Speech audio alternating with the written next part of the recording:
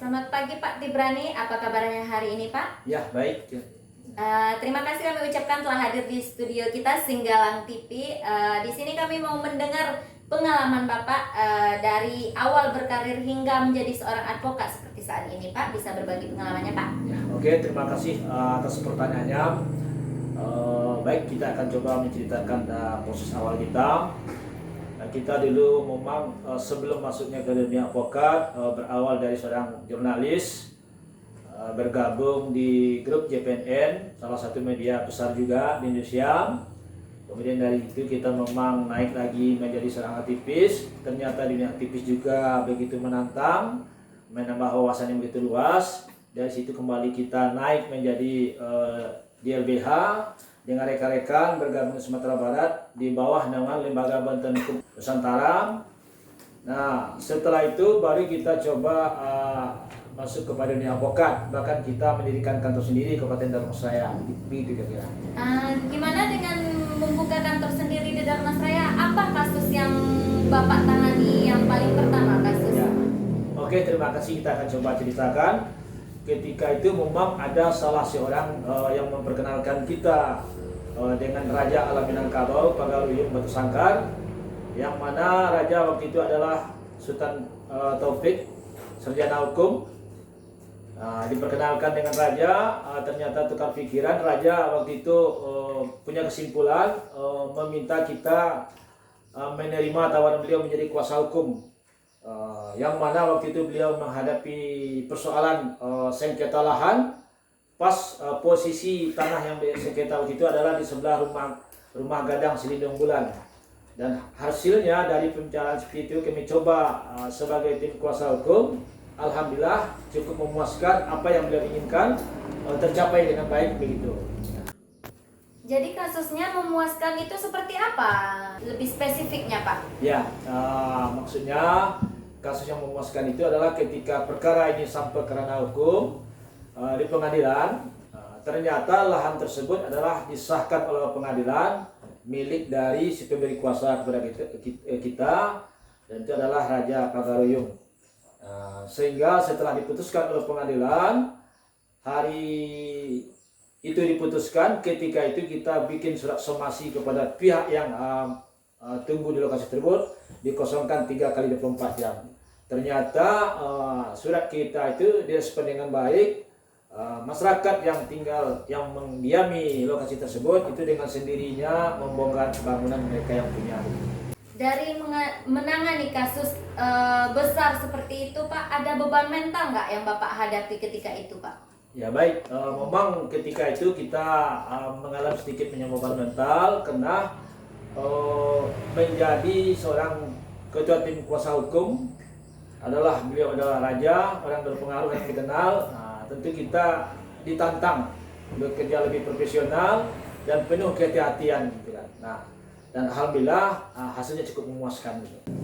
Itu kan tadi pengalaman Bapak waktu menyelesaikan kasus di Batu Sangkar. Kalau untuk Dharmasraya sendiri, kasus apa yang pernah Bapak tangani Pak?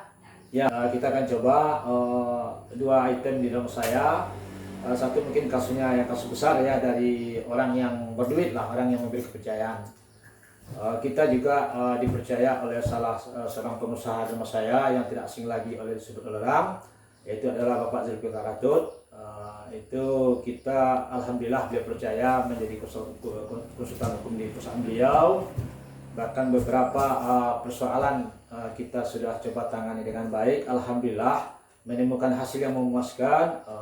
Mungkin dalam perkara itu kita mungkin tidak bisa sebutkan spesifikasinya, akan tetapi cukup memuaskan yang kita selesaikan gitu. Dengan masyarakat miskin yang di Dharmasraya yang terkait persoalan hukum Pak, apa Bapak pernah menangani? Pernah kita menangani juga kasus masyarakat miskin yang mereka alami. Ada beberapa kasus, dan salah satunya kasus masyarakat miskin yang pernah kita dampingin itu adalah seorang buruh yang melakukan melahirkan di rumah sakit. Yang bayinya waktu itu ada mengalami luka robek sebanyak 7 jahitan, sempat santer di media dan bahkan muncul di televisi.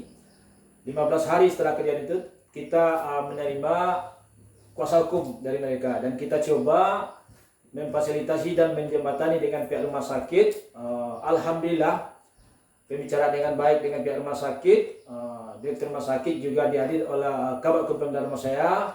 Hasilnya juga memuaskan. Intinya segala apa yang dialami oleh bayi tersebut itu pihak rumah sakit menjamin tentang pengobatan, juga siap ketika nanti ada persoalan yang terjadi terhadap bayi yang telah mengalami hal tersebut seperti itu. Dan alhamdulillah kita juga mendampingi mereka itu dalam kondisi bantuan hukum gitu. Jadi apa yang terjadi pada bayi itu saat itu Pak, setelah melahirkan itu Pak? Ya, setelah melahirkan orang tua si bayi tersebut, bayi itu mengalami luka di bagian kepala, mendapat 7 jahitan. Setelah mereka itu lahir dan mendapat 7 jahitan, bayi tersebut dibawa pulang oleh orang tuanya.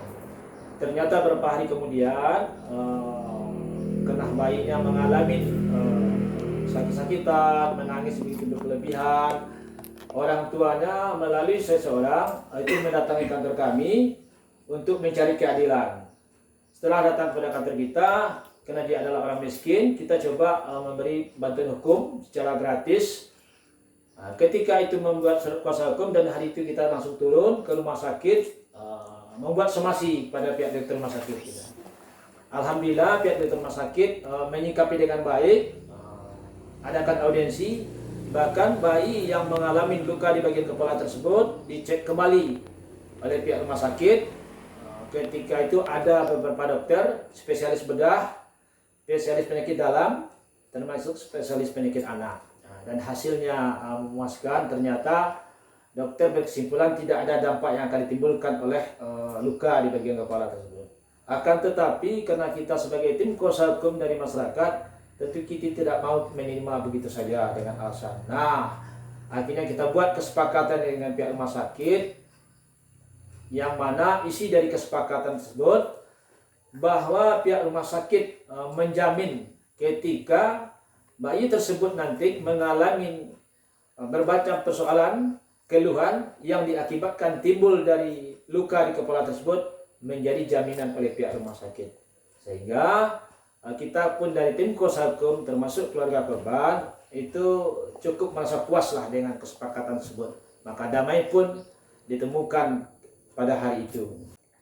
Kasus ini apakah sempat dilaporkan ke polisi atau naik ke pengadilan Pak, ataukah pihak rumah sakit langsung mengadakan perdamaian dengan pihak kuasa hukum Pak? Persoalan ini nggak ada kita bawa kena hukum, karena setelah kita somasi, ya rumah sakit langsung respon positif dan ingin persoalan ini diselesaikan secara kekeluargaan. Nah, dalam proses itu kita lihat maunya bagaimana. Ternyata ada keseimbangan gitu kan. Di satu sisi pihak rumah sakit mengajak damai, dan sisi lain juga klien kita ini juga mendapat haknya. Dan itulah makanya terjadi sebuah kesepakatan perdamaian gitu. Selanjutnya bagaimana Pak kalau masih ada masyarakat yang miskin membutuhkan, yang tersangkut persoalan hukum, apakah itu bisa mereka mengadu ke Posbakum Madin Dharmasraya yang diketuai oleh Pak Tibrani sendiri Pak? Ya baik, kita akan sikapin ini. Sebenarnya kita kan sudah ada misinya jelas dari pusat hingga ke daerah di bawah naungan Profesor Dr. Rambe.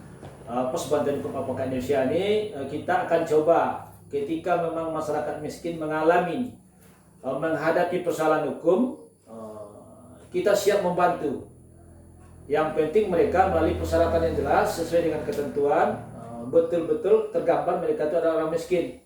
Maka kita siap membantu dalam konteks pendampingan hukum.